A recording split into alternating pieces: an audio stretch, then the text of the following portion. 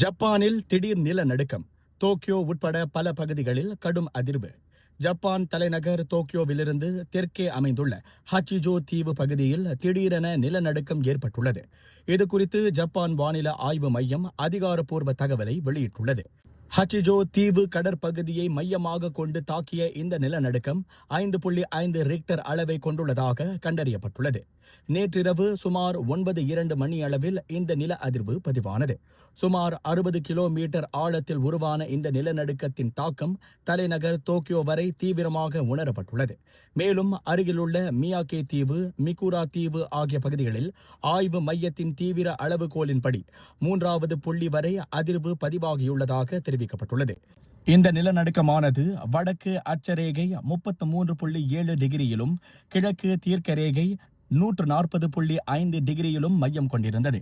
எனினும் பொதுமக்கள் அச்சப்பட தேவையில்லை என்றும் இந்த சம்பவத்தினால் எந்தவித சுனாமி அபாயமும் இல்லை என்றும் ஜப்பான் வானிலை ஆய்வு மையம் தரப்பில் உறுதிப்படுத்தியுள்ளது. இந்த செய்தியை பெருமையுடன் வழங்குவது தரமும் சுவையும் நிறைந்த மை மாமாஸ் பப்படம்ஸ்.